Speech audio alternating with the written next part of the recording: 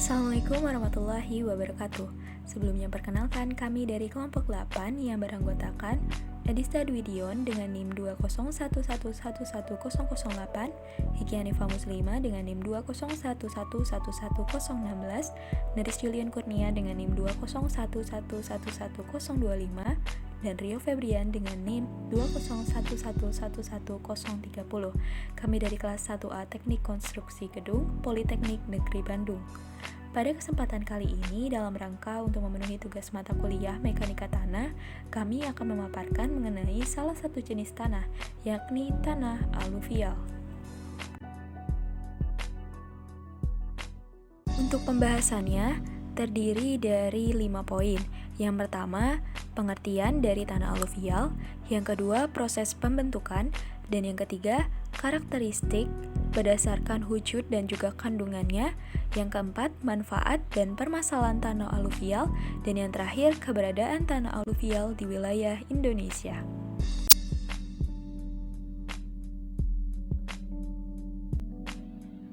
Pengertian tanah aluvial. Tanah aluvial merupakan salah satu jenis tanah sedimen atau tanah endapan yang berasal dari material atau unsur-unsur yang terbawa hanyut oleh aliran air, biasanya aliran sungai.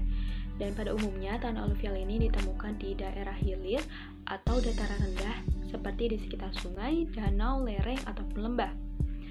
Pada pemanfaatannya, tanah aluvial khususnya di wilayah Indonesia dimanfaatkan sebagai lahan pertanian, seperti padi dan palawija. Untuk karakteristiknya, tanah aluvial ini sangat bervariasi karena dipengaruhi oleh bahan asal induk tanah dan juga topografi yang berbeda-beda.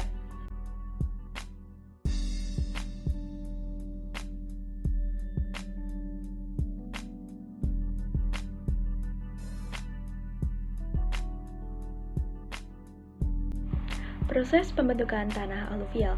Secara geologis, air yang ada di permukaan tanah berasal dari air hujan.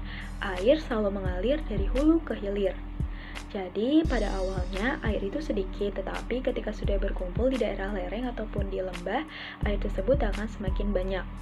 Pada proses pergerakannya, memungkinkan terjadinya erosi sehingga ada beberapa material atau unsur yang akan terbawa hanyut. Dan di permukaan datar, arus akan semakin melemah.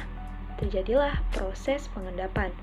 Ketika ada pergerakan air yang melebar di permukaan tanah mencari celah di sekitar bukit untuk membentuk sebuah parit dan bergabung menjadi sebuah sungai, maka ketika ada material yang terbawa hanyut dan diendapkan di sana, itulah yang disebut sebagai tanah aluvial.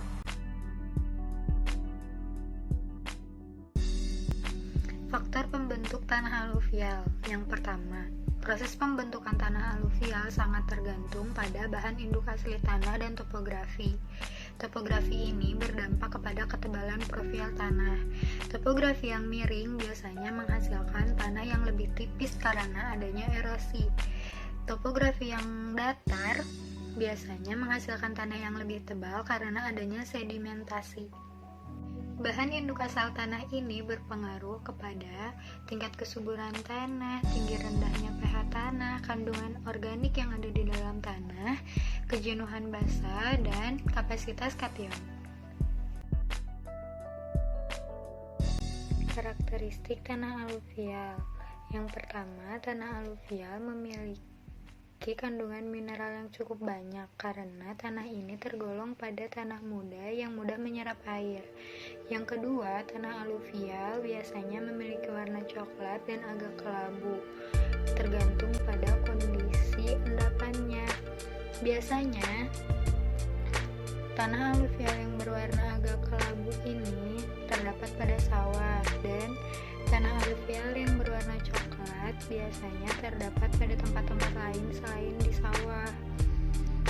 Yang ketiga, tanah aluvial bentuknya menyerupai dengan tanah liat karena pada musim kemarau pun tanah ini akan cenderung lebih kering daripada biasanya.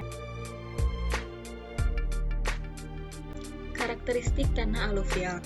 Yang pertama, yaitu kandungan fosfor dan kalium cukup rendah jika tanah ini berada di lokasi yang memiliki curah hujan rendah. Akan tetapi, tingkat rendah tingginya tergantung dengan daerahnya saja. Yang kedua, yaitu memiliki kandungan zat hara. Kandungan unsur hara yang terdapat pada tanah aluvial dapat menjadi nutrisi yang baik bagi tanaman. Oleh karena itu, tanah aluvial termasuk ke dalam tanah yang subur. Yang ketiga, yaitu memiliki pH tanah yang cukup rendah, yaitu rata-rata di bawah 6. Kondisi yang baik harus memiliki kadar pH yang netral atau normal, yaitu berkisar antara 6 sampai 8, dan pada kondisi terbaik pH 6,5 sampai 7,5. Yang keempat, bahan induknya yaitu pasir, lempung, kapur, basa, asam, dan lain sebagainya.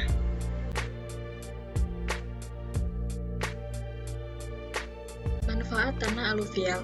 Untuk manfaatnya yaitu yang pertama, mempermudah proses irigasi. Karena letak tanah ini yang berada di endapan sungai sangat mempermudah petani dalam proses irigasi. Yang kedua, sebagai lahan bercocok tanam. Sebagaimana yang telah disebutkan sebelumnya, bahwa tanah aluvial memiliki kandungan zat hara. Nah, kandungan zat hara sangat bermanfaat bagi pertumbuhan tanaman dan juga menyuburkan tanah. Yang ketiga, memberikan cadangan air bagi tanaman.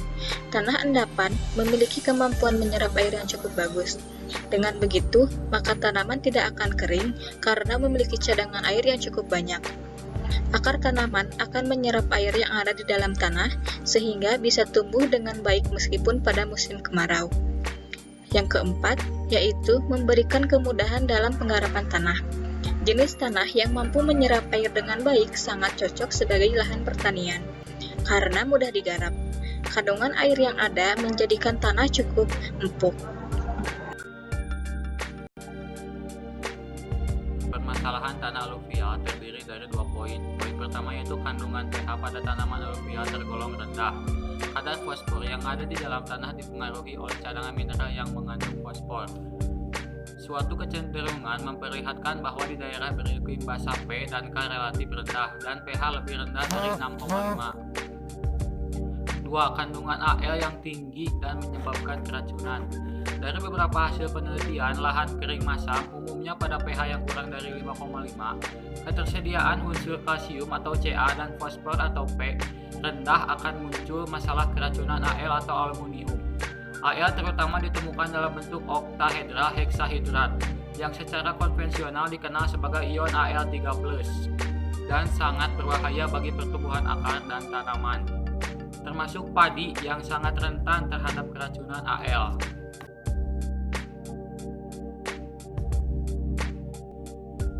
Penyebaran tanah aluvial di wilayah Indonesia. Hampir di seluruh Indonesia memiliki sungai-sungai besar, seperti di Pulau Jawa, di Pulau Sumatera, di Pulau Halmahera, di Pulau Kalimantan Barat, Kalimantan Selatan, Sulawesi, dan Pulau Papua di bagian selatan, yaitu Sungai Bengawan Solo, Sungai Opak, dan Sungai Gelagah. Sekian yang dapat kami sampaikan. Mohon maaf apabila ada kesalahan dalam penyampaian materi. Kami ucapkan terima kasih. Wassalamualaikum warahmatullahi wabarakatuh.